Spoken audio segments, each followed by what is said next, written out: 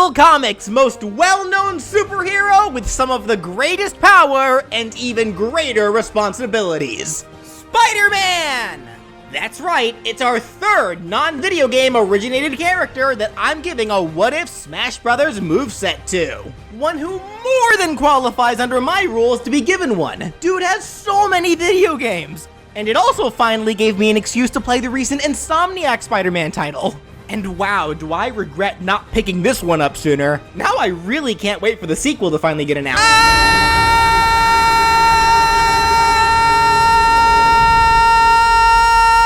Spider-Man probably does not need an introduction, but I'm gonna give him one anyways. Before he was Spider-Man, he was just Peter Parker, a pretty nerdy but highly intelligent high school kid from Queens. But he would then be bitten by a radioactive spider, giving him incredible spider-like powers. And after the death of his dear Uncle Ben, Peter would live his life standing by his uncle's words of advice. With great power comes great responsibility. Now embracing his new role, Peter would spend his days defending New York and even the entire world against the threats that endanger it, as your friendly neighborhood Spider-Man. He's faced many powerful opponents over the years, but today, by popular demand, we'll see just how he'll fare when he goes up against the many powerful icons inhabiting the world of Super Smash Bros. So getting right into things, despite Peter's ridiculous endurance, he will be a pretty frail character. But this is because he will be one of the most acrobatic contendants on the roster. He would have 2 jumps, and he would have access to all 3 additional movement options. As I said, there have been a ton of Spider-Man games over the years, and they've all supplied many viable options as to what Peter would have for Super Smash Bros. But the game that I feel captured the best moves for Spidey's fighting style, The Way of the Spider, came from, as you might guess, the Spider-Man game made by Insomniac for the PlayStation 4. A majority of this moveset was easily filled out by that game alone. It couldn't get everything, but boy did it get close. So to start things off with Peter's jab, he'll have a 3-hit jab that mimics his basic combo attack, starting with a left to right roundhouse kick, then follows with a right to left roundhouse kick with the same leg, then finishes up with a sweeping left to right kick while propelling himself off of his arm. His dash attack can be his basic attack, which honestly isn't that basic, but this is Spider-Man we're talking about, so that's to be expected. He does a vaulting drop kick, flying forward with both legs to kick suckers in the jaw. This is a weird dash attack, as it doesn't come out immediately, and it actually halts all of Peter's momentum at the start, then launches himself after the short windup. It's also a dash attack that doesn't really launch foes all that far. Instead, it's better for combo strings. And get used to that now, folks. The Way of the Spider is designed for wearing opponents down in a large web of combos, then going in for that final strike when you know they're cornered. His side tilt can be one of his basic combo ender attacks, specifically his horse kick, a move with deceptive range and can launch foes into straighter angles. The up tilt is another one of those ender attacks, except it has Spidey do a simple backflip kick, great for launching foes into the air and can even scoop up foes who are right in front of him. The down tilt can be the first to not come from the Insomniac title, and instead comes from 2 older games, Spider-Man 2 The Sinister Six for the Game Boy, and The Amazing Spider-Man Lethal Foes for the Super Famicom. It has Spider-Man do a simple straight jab kick forward while crouching low to the ground. It's pretty spammable and is great for potential combo setups. For his side smash, this also comes from a different series of games, specifically Marvel vs. Capcom. Spider-Man can use a nerfed version of one of his powerful supers, the Crawler Assault. Peter lunges forwards with 5 powerful strikes, starting with 4 alternating vertical hooks, then ends with a strong kick to launch foes away. Though, just like supers in the Marvel vs. Capcom games, this move is easily telegraphed, so if your opponents dodge or block the attack, the old Spidey will find himself in trouble. So only use this if you know that you can get the most out of it. For Peter's up smash, he could use his air launcher attack, which is just a strong leaping uppercut. This is a move that we see in the Insomniac game, but it is also a common one shown in quite a few Spider-Man games, such as Lethal Foes or Mysterio's Menace. It's as generic yet effective as you think. he simply punches from low to high in front of himself, knocking foes in range into the air. For his down smash, he could use his ground strike attack, a move where Spider-Man pulls himself to the ground with his web slingers and stomps it so hard that it shakes the area around him. While you might think of this as an aerial attack, it wouldn't really work as such for Smash. So instead, as a down smash, it has him leap up in place, which actually does shift his hurtbox up, then immediately pulls himself back down to do a heavy stomp, causing a shockwave that spreads outwards on both sides of Peter to launch foes away. This is also a partially deceptive move as well, because foes can be hit by Peter's webs that he uses to pull himself down, and if they are, they'll be stuck in place until they're launched by the stomp. But the webs can be guarded or dodged, so don't worry, it's not quite as scary as you think. For his neutral air, he can do a simple kick attack forward, the same kind that you see many Smash fighters have that lingers for a bit, being the strongest at the start of the attack, but quickly weakens until it concludes. This attack comes from many of the 2D side-scroller Spider-Man games, such as Maximum Carnage, the 1995 SNES Spider-Man, Mysterio's Menace, and quite a few others. For Peter's forward air, he could use his air combo attack, having a consecutive move that lets you swing up to 3 strikes with each button press. The first hit is a low left to high right kick, the second is a high right to low left hook punch, and the final, which is generally the one that will launch foes if it connects, is a spinning high right to low left kick. For Spidey's back air, he can have an automatic 2-hit attack that has him spin and swing a leg behind himself horizontally twice. The first hit stuns, the second hit launches. He uses this attack in the game Venom Spider-Man Separation Anxiety. The up air can have him do the air launcher follow-up attack, a move that Spider-Man can automatically do in the Insomniac game after launching foes into the air. It's just a simple backflip kick, and while it won't be an automatic follow-up move for this moveset like it is in the PS4 game, it can still be used in the same way for combos. And the down air can be a simple falling kick with slight forward momentum, the same seen by many other characters in Smash. And just like for all those fighters, it's a great move for getting back to the ground quickly if need be, and it can even spike foes at the beginning of the fall. While being common amongst characters in Smash, this attack for Spider-Man specifically comes from games like Lethal Foes and Mysterio's Menace.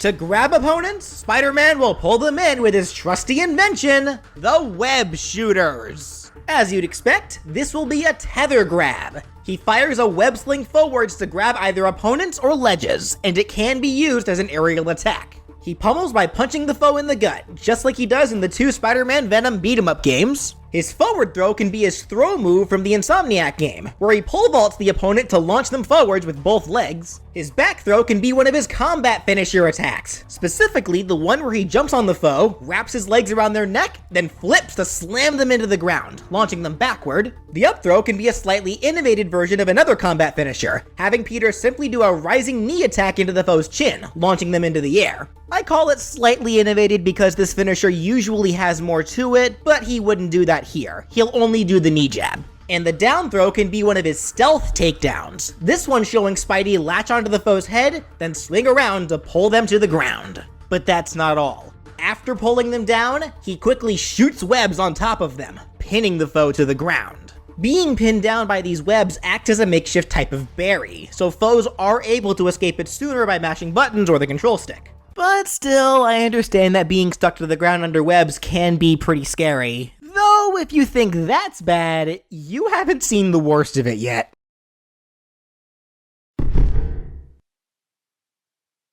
For Spider-Man's neutral special, he could use his web shooters to shoot web balls. These act as small but very quick projectiles that can be shot forwards while on the ground, or shot diagonally downwards if used in the air. These web balls normally only deal very weak damage, only causing hit stun if shot into foes right in front of Peter. Any further takes away the hit stun. So they're good for racking up damage from afar, but that's not all they're good for. Hitting a foe with a web ball covers them in a bit of web fluid. This fluid quickly evaporates after a couple of seconds, but it does stack. And if you can hit a foe with 5 web balls consecutively before the fluid evaporates, it will actually web the opponent up, holding them in place or cause them to fall if they were webbed up in the air. On top of that, if you cover a foe in webs while they were right next to a wall, they will actually get stuck to the wall. Being trapped like this leaves you at Spider-Man's mercy, which of course is scary, but like most moves that hold you in place, you can mash buttons to try to break out of the webbing sooner, though it will become harder at higher damage percents. The web balls also cannot be spammed. Peter's web cartridges can only shoot so much webbing, and they do need to restock after emptying, something that has left him vulnerable on more than one occasion. So as such, you can only shoot 10 web balls at a time. After they run out, you'll have to wait for a few seconds for the web cartridges to refill before you can shoot any more. And unlike in the Insomniac game, they only refill once all 10 shots are fired. They will not auto-refill until then. Next, for Spider-Man's side special, this will be a simple move with lots of versatility. The Web Zip Line. He simply shoots a web sling forwards, just like he does for his grab, and it can be used for tether recovery as well. But that's where the similarities end, because if this zip line connects with a foe, you're open to many different options depending on your circumstances. At default, the zip line connecting with a foe will have Spidey pull himself to the foe to perform the web strike, punching them as soon as he pulls up. The web strike does not launch foes, making it an excellent move to close in and start combos with. Now, if you hold the button down after the zipline catches a foe, instead of pulling himself to the foe, Spidey pulls the foe to him, performing the yank enemy skill. Another option for closing the distance, but better if you want the foe to come to you as opposed to you going to them. Now, Spider-Man will only do the yank enemy skill if you hold the button down on a foe normally, but it changes entirely if you catch a webbed up foe with the zipline while holding the button down. Peter will then instead use the web throw, spinning the webbed up enemy, then throwing them forwards by default, or throwing them backward if you hold the control stick into that direction during the windup. And other foes who are too close can become collateral damage, being launched if they're hit by the spinning webbed up foe. Now, if you're in the air, Spider-Man will do the web strike and yank enemy normally, but the web throw changes if you catch a webbed up foe in the air, turning into the air throw. All that changes is instead of Spider-Man spinning the foe horizontally, he spins them with a clock motion, then throws them straight into the ground, which will web them to the ground upon contact, assuming there was ground below them to begin with. And to top it all off, the web zipline can also be used to catch items or projectiles as well. Doing so, though, will always have Spider-Man use either the web throw or the air throw to throw the items back at the opponents. Now, for Spider-Man's up special, he'll do the web sling, which will somewhat work just like the web zipline, though it'll be used vertically instead of horizontally. Just like the zipline, the sling can be used as a tether recovery, and it can also be used to catch foes to either pull yourself to them at default, or to pull them straight to the ground to perform the yank down attack if you hold the button down. And if you yank down a webbed up foe, they'll be stuck to the ground upon collision. So you can't throw opponents with the web sling, but it can still be used to throw projectiles. Only non-grabbable projectiles though. Using it on items or projectiles that you can pick up will just go to Spider-Man's hand. As for other major differences, if you press the attack button right after activating a web sling that doesn't hit a foe, the sling will latch on to an invisible ceiling and Spider-Man will automatically swing forwards with a kick to perform his iconic web swing kick attack. This is a very powerful attack, dealing great damage and knockback, and because Peter swings forwards to do it, it can be used as another recovery option. Though the move is pretty telegraphed, making it hard to use offensively, and because of how far it generally launches foes, it's really only usable as a combo ender above anything else. And while Peter won't go into free fall from using it, you can only use the swing kick once per air time, so you have to touch the stage before you can use it again. Oh, and as an extra little detail, if you use the web sling into a ceiling, Spidey will pull himself to it and hang upside down. It doesn't do anything, it's just funny.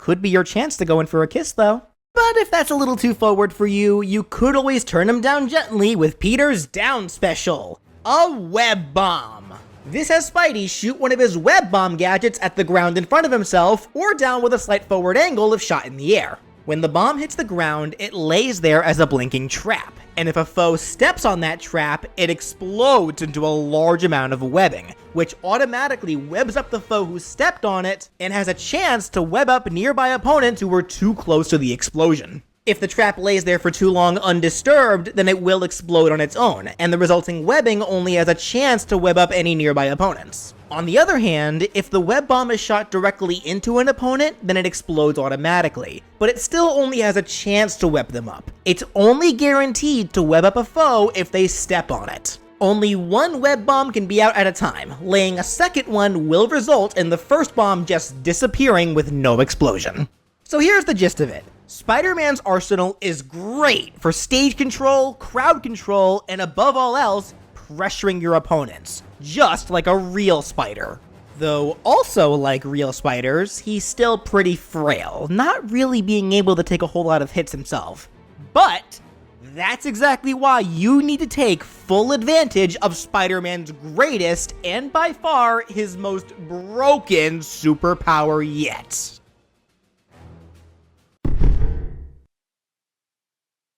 While canonically Peter has great endurance and accelerated healing, he still doesn't like getting punched in the face. And since that endurance and healing won't be a thing in this moveset, you'll have to be especially wary. But luckily, Peter won't have to worry about that thanks to his most reliable power, the Spider Sense. This gives Peter a sort of psychological awareness of his surroundings, giving him effectively a 3D map of everything around him without even needing to see it. On top of that, it's also a very potent danger sense, alerting Peter to any threats that might be nearby, giving him the opportunity to respond to and dodge any attack, even those with the slimmest of margins. In fact, dodging in the nick of time is the key factor here for Peter's Spider Sense gimmick. This will work just like Bayonetta's Bats Within and Mithra's Foresight. Dodging an attack at the perfect frame will activate Spider Sense, slowing the opponent down to allow Spider-Man to counteract. Unlike the ladies though, Peter gets a couple of unique options that can only be done out of Spider Sense. He can still just move normally like you can with Bats Within and Foresight, but pressing certain buttons gives him whole new actions. If you press the attack button during the perfect dodge, Spider-Man will automatically counterattack with 2 quick roundhouse kicks. This one though only works if you dodge a melee attack. It fails if you dodge a projectile or an attack that places Spider-Man too far away from the aggressor. If you press the special button out of a perfect dodge instead, Peter will retaliate by shooting a web ball at the aggressor's face, stunning them in place for a short bit. This can be done out of any attack, regardless of how far away they are. And if you press the dodge button a second time out of a perfect dodge, Peter will just shoot a web sling to pull himself away to safety. An option for if you need some breathing room. Especially useful if you're fighting in a crowd. So overall, the best way to play as Spider-Man is to pressure your opponents without letting them pressure you back. You have to dodge, dodge, and dodge some more, overwhelming your foes while keeping them from gaining any momentum in return. If you can master all of Spider-Man's abilities, then one day you will be scary enough to be considered a true menace! A feckless, treacherous, unhinged menace! Wait, back up. Who is that?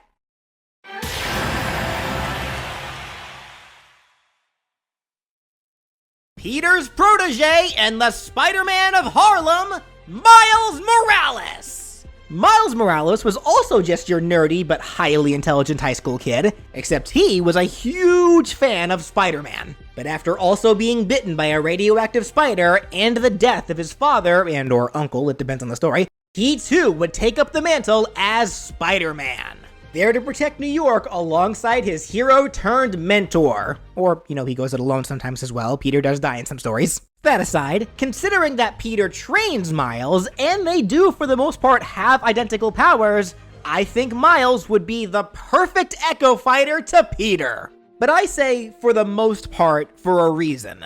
Miles does have a couple of extra powers over Peter, so there will be a few differences between them. For starters, Miles will have his camouflage whenever he dodges. It's purely aesthetic though, it doesn't actually affect anything. What are affected are his smash attacks, as these will be the moves where Miles busts out his Venom power. Natural bioelectric energy that Miles can produce that really packs a sting. Hence the Venom namesake. His side smash is completely changed, replacing the Crawler Assault with Miles' Venom Punch, doing a lunging punch forwards. He still does the air launcher for his up smash, only this time it's Venom charged, and the ground strike is replaced with the Venom Smash, having Miles punch the ground with a Venom charge instead of stomping it. He loses the potential web trap, but considering that it's Venom charged, he doesn't need it.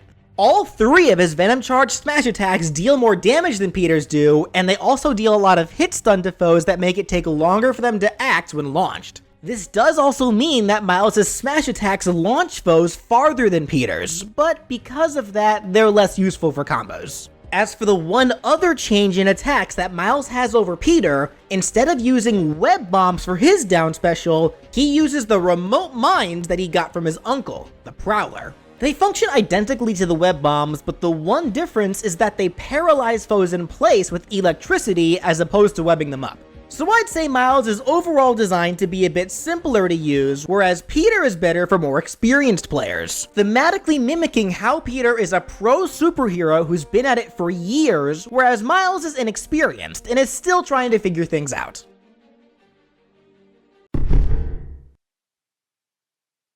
For Spider-Man's final smash! He turns the area all around him into a large spider web by using the Web Blossom.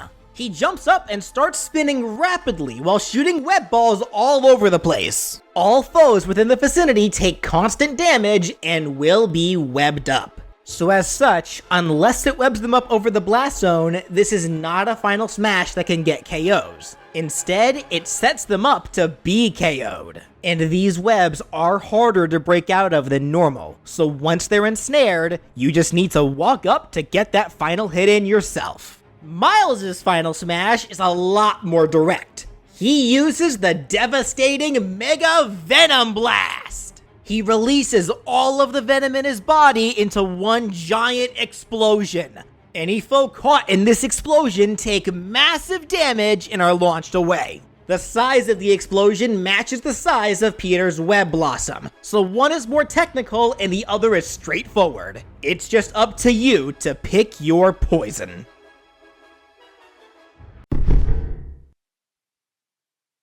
For the colors, starting with Peter's, his default has him in his iconic classic red and blue spider suit. His first alt can give him an off yellow and blue suit. This color comes from Marvel vs. Capcom 2 and was used again in Marvel vs. Capcom Infinite. His second can give him an inversed colored suit with blue and red, but it really references the suit worn by Spider-Man 2099. Then we have an alt with his Insomniac design with lighter colors and the white spider. Then there's the white and black Future Foundation suit. No relation. Next is the Symbiote suit, donning all black with a large white spider. Then here's a dark gray color with a green spider, referencing the Stealth suit. And finally, we have Peter donning his red and gold Iron Spider armor.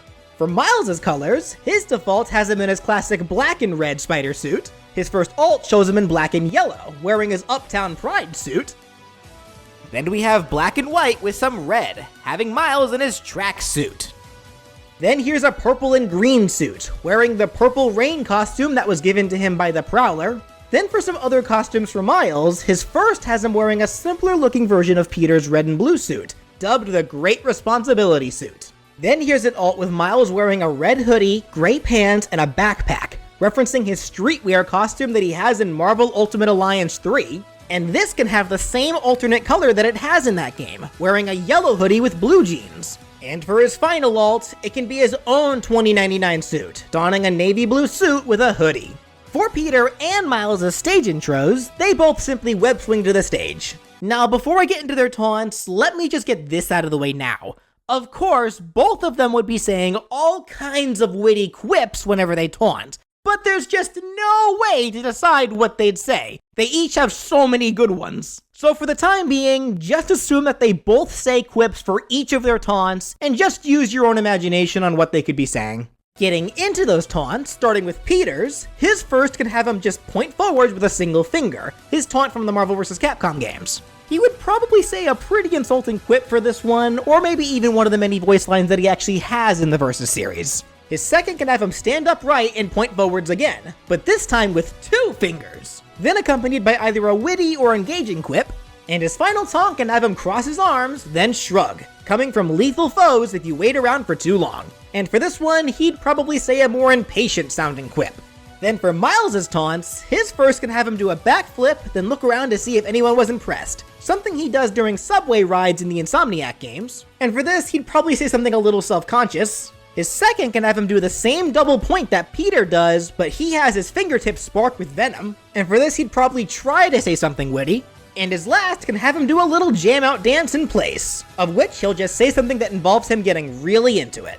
And finally, for the spider's victory animations, Peter's first can have him do a backflip, then pose with a thumbs up, his menu animation shown in Marvel Ultimate Alliance 3. His second can have him set up a camera and webs, then pose for a picture with another thumbs up, his general victory animation in the Marvel vs. Capcom games. And his final can have Peter swinging towards the camera, then when he gets close and his name flashes up and slows him down, we see him posing in the air. Then once the slowdown finishes, he lands with a pose. And for Miles, his first could have him do breakdance flips in the air, then land with an arm crossed pose, his menu animation in Marvel Ultimate Alliance 3. His second can have him drop down from high up with his back to the camera, then stands up and looks over his shoulder, referencing the cool shot that he has at the end of his game's story campaign. And his final can be like Peter's final, having him swing to the camera, slows when his name pops up, then after the slowdown, lands with a pose.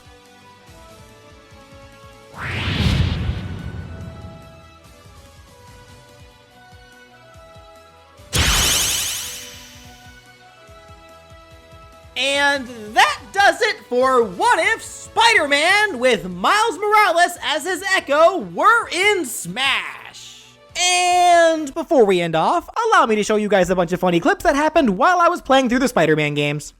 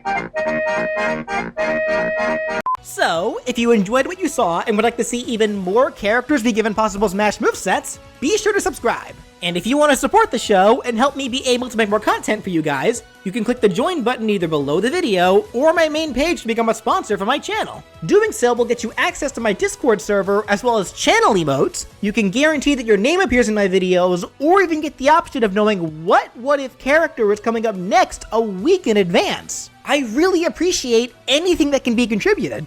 And of course, if you have a character that you want to see be given a possible Smash moveset, leave a comment down below or contact me on Twitter at BrawlFan1 on Twit. I hope you all enjoyed. Thank you so much for watching. And next episode is episode 100 of What If They Were in Smash. This one's going to be really special to me, so I hope you guys are looking forward to it. See you then.